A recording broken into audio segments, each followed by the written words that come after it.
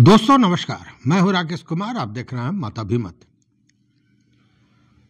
मित्रों, शिक्षकों को राज्यकर्मी का दर्जा मिला। लगभग 1,87,000 शिक्षकों को राज्यकर्मी का दर्जा मिल चुका है अब तक।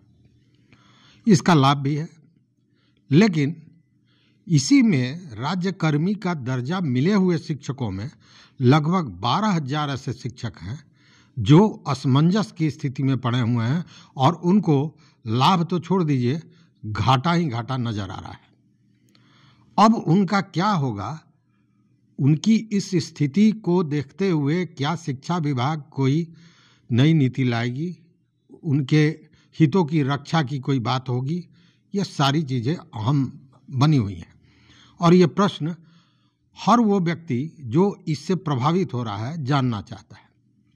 देखिए, है क्या कि जैसे ही राज्यकर्मी का दर्जा मिला वैसे ही यह बात तो क्लियर हो। देखिए, राज्यकर्मी का दर्जा मिलने को लेकर तमाम तरह के झंझट चल रहे थे। उसके बाद में राज्यकर्मी का दर्जा मिला, फिर ट्रांसफ़र का विवाद चला, ये सब चलता रहा था। लेकिन राज्यकर्मी का दर्जा मिलने के पूर्व अब जैसे प्राथमिक शिक्षकों को 25,000 मूल वेतन था और बाकी का जो भत्ता होता है उन भत्तों को मिला देते थे तो लगभग 32,000 रुपया मिल रहा था। अब क्या है, सोच समझिए। अब क्या है कि वर्ग 1 से 5 तक जो पढ़ाने वाले शिक्षक हैं, प्राथमिक शिक्षक हैं, तो उनका वेतन तो नहीं बढ़ा। 25,000 का मूल वेतन 25,000 रह गया, लेकिन अब उनको कुल मिलाकर मिलेगा लगभग 44,130 रुपया। और यह 44,130 रुपया है, इसमें कई भत्ते हैं। जैसे डीए है, और डीए है लगभग 42%, जो होता है लगभग 10,000 के लगभग 10,500। उसी तरह एचआरए है, मतलब हाउस रेंट अलाउंस, तो यह जो आवासीय भत्ता है ये हो जाता है 816 रुपया। उसी तरह सीटीए है जो 2130 रुपया होता है। चिकित्सा भत्ता है वह 1,000 मिलता है, और साथ में पेंशन फंड के लिए जो पैसे मिलते हैं, जो फंड आता है, राशि आती है, वो होता है लगभग 3,500 रुपया। कुल मिलाकर 44,130 रुपया। तो पहले मिलता था 32,000, अब 44,000, तो बढ़ोतरी तो हुई। साथ में 8 साल की नौकरी के बाद उन्हें प्रोन्नति भी मिलेगी, यह भी है। लेकिन यह सारा उन लोगों के लिए है जिनका सर्विस अभी लंबा है, लेकिन जिनकी रिटायरमेंट 2 साल 3 साल के अंदर में है, उनका क्या होगा? उनके लिए बड़ी समस्या है। इसलिए कि सबसे पहले कि 2 साल का है तो प्रोन्नति का तो सवाल ही नहीं पैदा होता है, क्योंकि उसके पहले ही वो रिटायर हो जाएंगे। 8 साल पूरा नहीं होगा, और 8 साल इसलिए पूरा नहीं होगा कि उनके सेवा निरंतरता को नहीं लिया जा रहा है।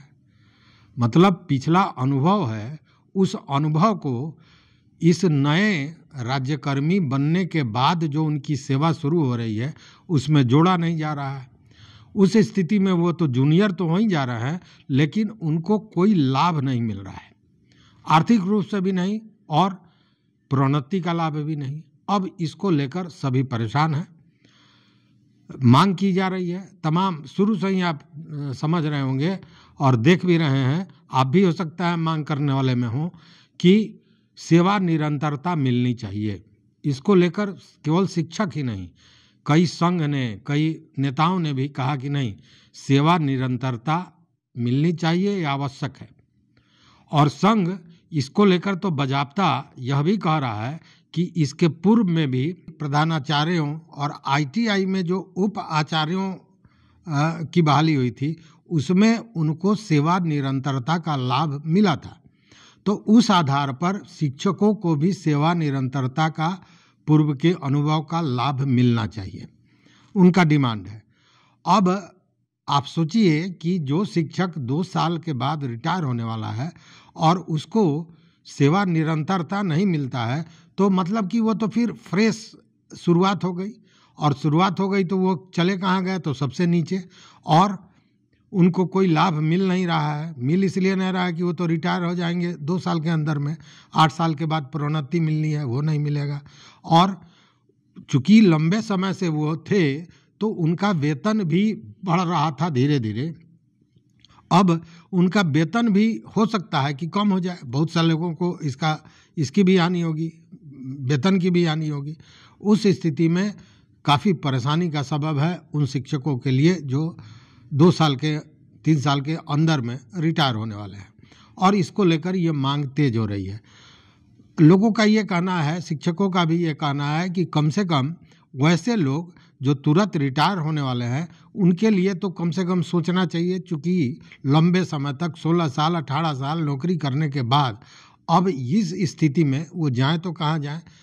और राज्यकर्मी का दर्जा के लिए जो वो सारी मेहनत किए और सक्षमता पास किए, परीक्षा दिए, अपने डॉक्यूमेंट्स की जांच कराई, सत्यापन कराया, उसके बाद में अब वो राज्यकर्मी का दर्जा उनको मिला। और ये सब उन्होंने इसलिए किया था कि उसका लाभ मिलेगा, प्रोन्नति में लाभ मिलेगा, वेतन में लाभ मिलेगा, भत्ता में लाभ मिलेगा। लेकिन हुआ क्या? हुआ ये कि वो जहाँ हैं शायद उससे पीछे खसक रहे हैं। इस स्थिति में ये बड़ी समस्या है और इसको लेकर सारे लोगों का डिमांड है कि राज्य सरकार को, शिक्षा विभाग को इस बाबत सोचना चाहिए कि ये जो पुराने शिक्षक हैं, जो अनुभवी शिक्षक हैं, जिनकी नौकरी अब बहुत कम बची हुई है, उनके लिए कुछ किया जाए। देखते हैं क्या होता है।